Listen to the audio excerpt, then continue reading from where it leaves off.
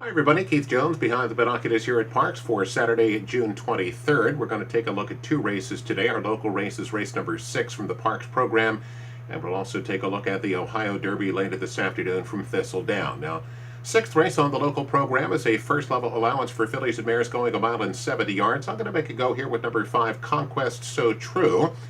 Now, she seems to have the best numbers in the race, although her numbers have been a little bit erratic. But she does have the best numbers in the race. She was second earlier this year for $25,000 up in New York. Last year in the same A other than spot here in the fall, she ran a good second. Now, she was just claimed a couple of starts back for $10,000 by leading trainer Pat Farrell, and then sat out some time and came back in the same A other than last time out here at Parx and ran a pretty respectable third despite having some issues in the stretch. Now, the second start back off of that claim, and again back in that same A other than class. She does seem to have the best numbers in the race. Our leading trainer, if she can step up her game from that last start, she could be dangerous in here. Number 5, Conquest So True, will get my call in race 6 today at Parx. Now, at a Thistledown today, the Ohio Derby. That is the 3-year-olds, of course, at 1 mile and 1/8. And a number of the horses that were on the Kentucky Derby trail show up again. Flame Away, Lone Sailor, and Diamond King are all in the race. Now, Flame Away ran a number of respectable races earlier this spring, was the winner of the Grade 3 Sam Davis down at Tampa Bay, was also a good second behind Good Magic in the Grade 2 Bluegrass Stakes, but his numbers seem to be stuck in the low 90s. Now, he has had some time off since that failed trip at the Kentucky Derby. He certainly does have a chance to improve. I expect him to be the favorite, but I'm going to go elsewhere from Flame Away. Now, Lone Sailor also is going to get some support.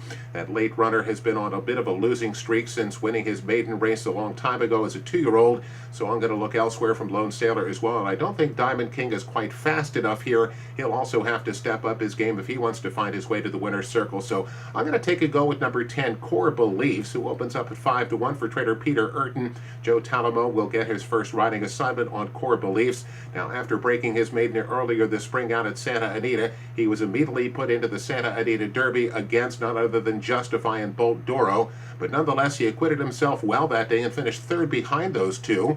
And then came east to run at the Peter Pan Stakes at Belmont Park next time out, and stumbled at the start and then got caught up in a 3-way fight for the lead, but nonetheless stayed on to finish a good second that day, finishing behind the likes of Blended Citizen, who then went on to race in the Belmont Stakes, of course. But Core Beliefs, I think, has the chance to move forward. Again, off of, there's no Justify, there's no Bolt Doro in here, and hopefully he'll be able to get out of the gate cleanly here, and again, you might get the value and the chance to improve in the race. So let's try number 10, Core Beliefs, in the Ohio Derby later this afternoon to Thistle.